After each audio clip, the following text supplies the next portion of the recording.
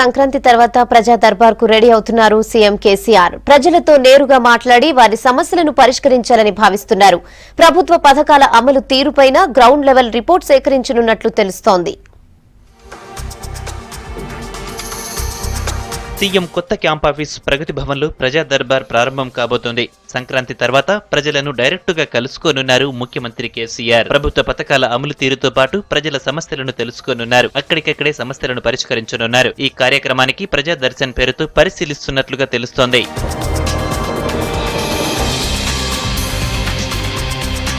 తెలంగాణ ఉద్యమ సమయంలో అనేక వర్గాల ప్రజలను కలిసి సమస్యలు తెలుసుకున్నారు కేసీఆర్. ఇందులో భాగంగానే అధికారంలోకి వచ్చాక అనేక సంక్షేమ పథకాలను ప్రవేశపెట్టారు. ప్రభుత్వం ఏర్పడి 2.5 ఏళ్లు పూర్తి కావడంతో ప్రజలను నేరుగా కలుసుకోవాలని భావిస్తున్నారు సీఎం.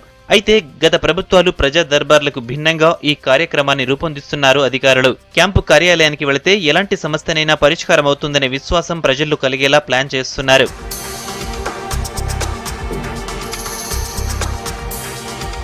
జిల్లాల నుంచి క్యాంపు కార్యాలయానికి వచ్చే ప్రజలకు రానుపోను ఖర్చులు ప్రభుత్వమే ఇవ్వనుంది. వారంలో 2 రోజులు 2 గంటల పాటు ముఖ్యమంత్రిని ప్రజలు కలిసేలా ఏర్పాట్లు చేస్తున్నట్లు తెలుస్తోంది. ఆ తర్వాత వారానికి 4 రోజులు ప్రజలతో ముఖ్యమంత్రి ముఖాముఖిగా ఉండనున్నట్లు సమాచారం.